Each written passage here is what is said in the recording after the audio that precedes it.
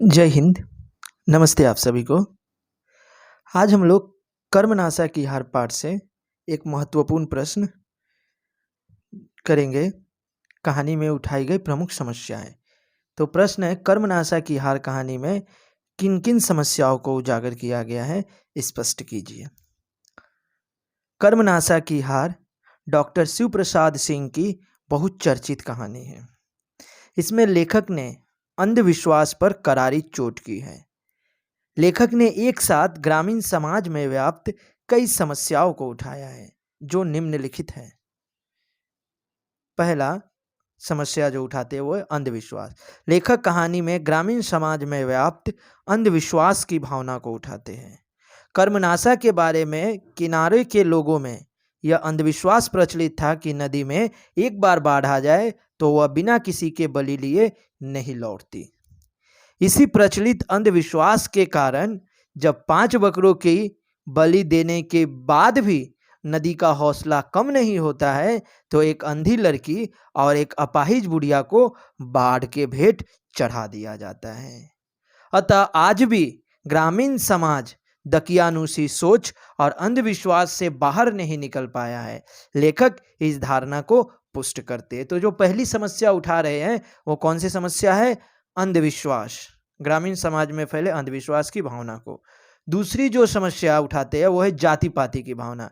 कहानी में स्पष्ट प्रतीत होता है कि आज भी हमारे गांव में जाति पाति जैसी भावनाएं व्याप्त है। इन्हीं भावनाओं के कारण ही व्यक्ति के गुण संस्कार को नहीं बल्कि कुल जाति के आधार पर व्यक्ति को महत्व दिया जाता है। भैरव पांडे को फूलमतिया के गुण और संस्कार काफी प्रभावित करते हैं, किंतु फूलमतिया को केवल मात्र कुलदीप की पत्नी के रूप में भैरव पांडे इसलिए नहीं अपना पाते हैं क्योंकि वह उनकी जाति की नहीं रहती है। यथा एक उदाहरण से समझिएगा। एक समय भैरव पांडे के मन में यह विचार भी उठता है, काश फूलमत अपनी जाति की होती, कितना अच्छा होता वह विधवा ना होती।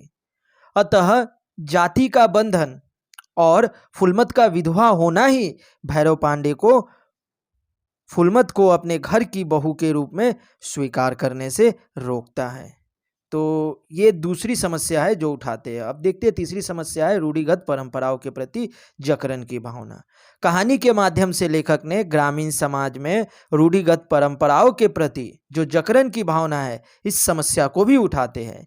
रूढ़िगत परंपराओं ही प्रगति के मार्ग में सबसे बड़ी बाधक है, फिर भी लोग उससे बाहर निकलने की चिंता नहीं करते।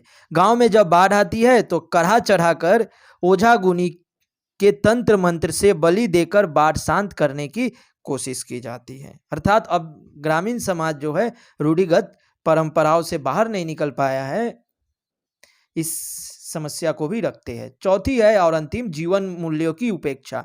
अहंकार से ग्रस्त होने के कारण गांव के संपन्न लोग अपने विचारों को गांव के असहाय और निर्बल लोगों पर जबरन थोपते हैं, जो पूरी तरह से जीवन के मूल्यों की उपेक्षा है। गांव में आई बाढ़ को शांत करने के नाम पर अपाहिज बुढ़िया और एक अंधी लड़की को बाढ़ के भेंट चढ़ा दिया जाता है। अतः गांव में असहाय और निर्बल लोगों के जीवन जीने के अधिकार को भी संपन्न लोगों द्वारा छीना जाता रहा है। इस समस्या को भी लेखक पुरजोर तरीके से उठाते हैं। तो हम लोगों ने देखा ये प्रमुख जो समस्याएं हैं, इन सारी समस्याओं को जो है वो लेखक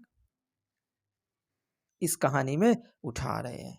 अब अंततः निष्कर्ष पे आ जाते हैं। अतः इस प्रकार कहानीकार शिव प्रसाद सिंह जी ने समाज में व्याप्त कुसंस्कार, अंधविश्वास, जाति पाति की भावना, बलि प्रथा जैसी समस्याओं को उठाया है।